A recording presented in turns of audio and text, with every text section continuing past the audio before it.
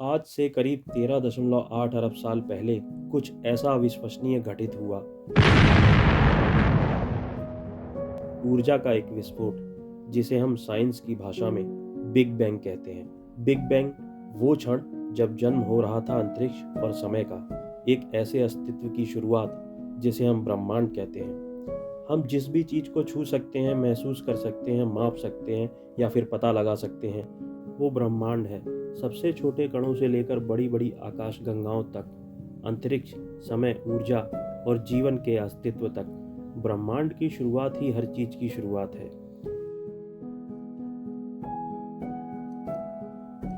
एक तरह से हम इस ब्रह्मांड का बस एक छोटा सा हिस्सा हैं जो इसे समझने की कोशिश कर रहे हैं। जैसे जैसे हम इसके बारे में और जानने की कोशिश करते हैं, हम प्रकृति के नए नए चमत्कारों को देखते और महसूस करते हैं।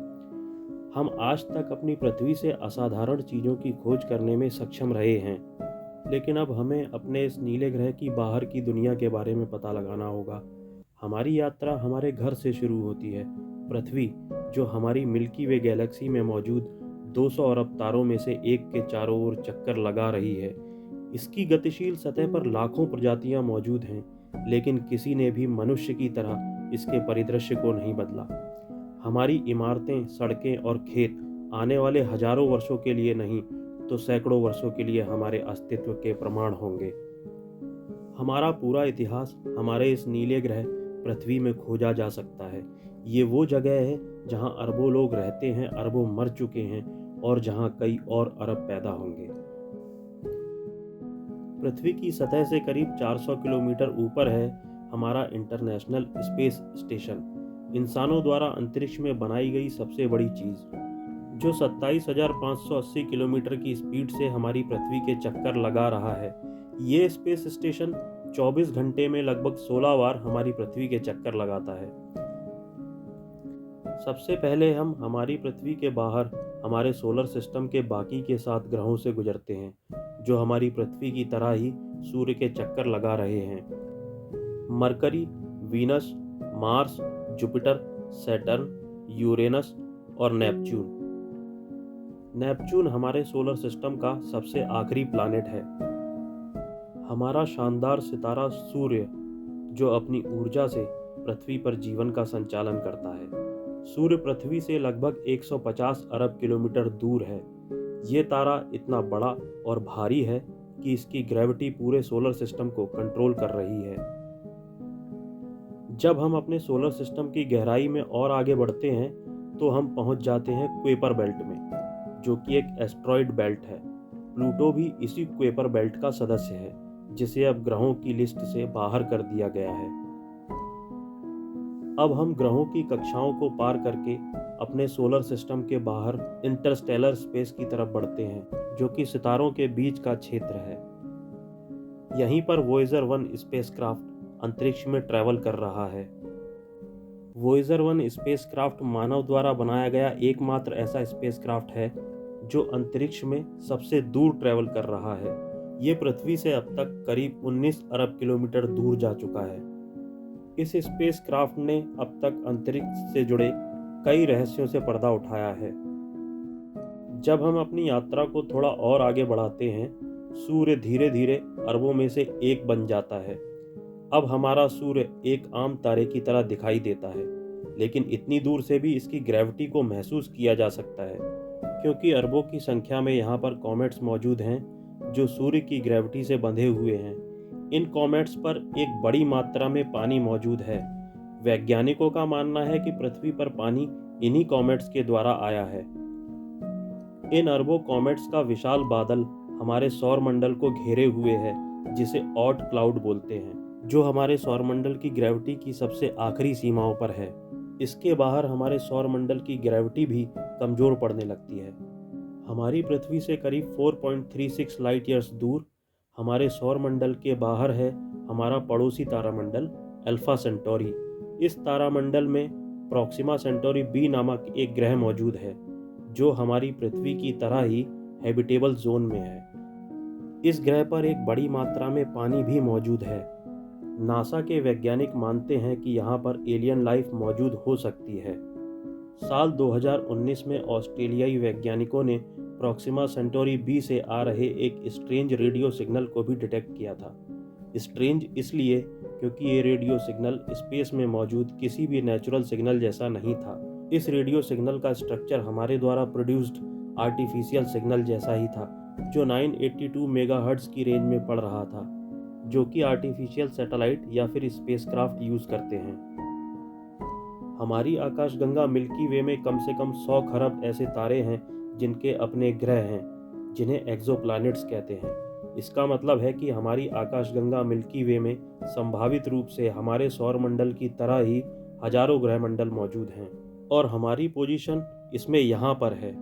रात के समय में आकाश में हमें इसी छोटी सी जगह के तारे दिखाई देते हैं, जो हमारी मिल्की वे गैलेक्सी का बस एक छोटा सा कोना है।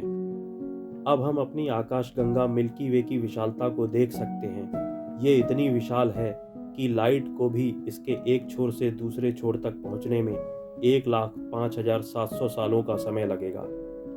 कितनी विशाल है ना हमारी गैलेक्सी। सैकड़ों अरब सितारों, ग्रहों और चंद्रमाओं के साथ साथ गैस और धूल के विशाल बादल 1,00,000 प्रकाश वर्ष के क्षेत्र में फैले हुए हैं, और इन गैस और धूल के बादलों के बीच हमारी आकाशगंगा के केंद्र में है एक राक्षस, अ सुपरमैसिव ब्लैक होल, जिसका नाम है सैजिटेरियस ए स्टार।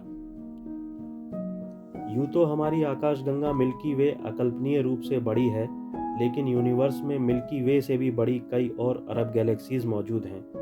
मिल्की वे आकाशगंगाओं के एक महासागर में बस एक छोटी सी चमकती बूंद जितनी है। इसमें प्रत्येक चमकता हुआ बिंदु एक और आकाशगंगा है, जो गैस और धूल के बादलों, अरबों सितारों और ग्रहों के साथ मिल्की वे की तरह ही फैली हुई हैं, जो हमें दूर से चमकते बिंदुओं जैसी दिखाई देती हैं। इनमें से ज़्यादातर गैलेक्सीज अपने केंद्र में सुपरमैसिव ब्लैक होल छुपाए हुए हैं, और उनमें से कुछ आकाशगंगाएं गतिशील हैं, जो गुरुत्वाकर्षण के कारण एक दूसरे के साथ मर्ज हो रही हैं। कहीं पर तारों और गैलेक्सीज के घने गुच्छे, तो कहीं इनके बीच बड़े बड़े खाली स्थान, जिन्हें एक तरह की ब्रह्मांडीय शक्ति आपस में जोड़े हुए है। तो चलिए अब हम अपनी यात्रा को थोड़ा और आगे बढ़ाते हुए अपने सोलर सिस्टम और अपनी मिल्की वे गैलेक्सी से बाहर निकलते हैं। अब हमें दूर दूर तक करोड़ों अरबों आकाशगंगाओं के झुंड दिखाई दे रहे हैं।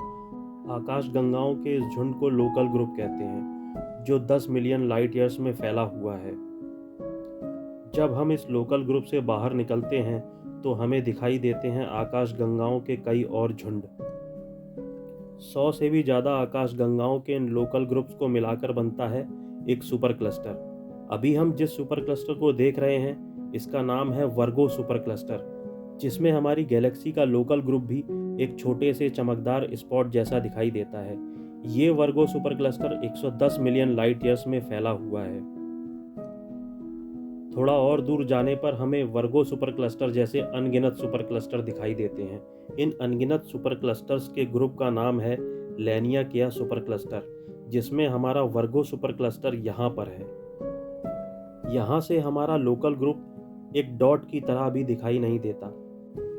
ये Laniakea super cluster 520 million light years में फैला हुआ है, जिसमें वर्गो सुपर क्लस्टर जैसे लाखों सुपर क्लस्टर्स मौजूद हैं। जैसे जैसे हम और आगे बढ़ते जा रहे हैं, लैनियाकिया सुपर क्लस्टर भी छोटा होता जा रहा है, और इतनी दूर से लैनियाकिया सुपर क्लस्टर भी एक छोटे से चमकीले डॉट जितना दिखाई देने लगता है। चलिए अब हम अपनी इस जर्नी को थोड़ा सा और आगे बढ़ाते हैं। ये है हमारा ऑब्जर्वेबल यूनिवर्स, जिसमें लैनियाकिया सुपर क्लस्टर भी सिर्फ एक डॉट जितना दिखाई देता है। ऑब्जर्वेबल यूनिवर्स, देखने योग्य ब्रह्मांड, एक अकल्पनीय रूप से बड़ा क्षेत्र जो 93 बिलियन लाइट ईयर्स तक फैला हुआ है। ब्रह्मांड के बारे में हम इंसान जितना जान पाए हैं, वो बस यहीं तक जान पाए हैं। ये उस ब्रह्मांड का बस एक छोटा सा हिस्सा है, जिसे हम अत्याधुनिक उपकरणों और दूरबीनों का उपयोग करके आज तक देख पाए हैं। 13.8 साल पुरानी कहानी की किताब का बस एक पन्ना हमारे सामने खुला हुआ है। वैज्ञानिकों का मानना है कि ब्रह्मांड इसके आगे भी अनंत है, जिसे हम अपने अत्याधुनिक उपकरणों से अभी तक देख नहीं पाए हैं। क्योंकि हमारे ये उपकरण प्रकाश देखने में सक्षम हैं, लेकिन प्रकाश की भी एक लौकिक गति सीमा है और ऑब्जर्वेबल यूनिवर्स के आगे के प्रकाश को हम तक पहुंचने के लिए अभी तक पर्याप्त समय नहीं मिला है। दोस्तों, अगर आपने इस वीडियो को एंजॉय किया तो प्लीज़ इसे लाइक करें, और अगर आप ब्रह्मांड से जुड़े और भी रहस्यों को जानना चाहते हैं तो इस चैनल को सब्सक्राइब करें। हम जल्द ही आपके लिए ब्रह्मांड से जुड़े नए रोमांचक वीडियो लेकर आएंगे।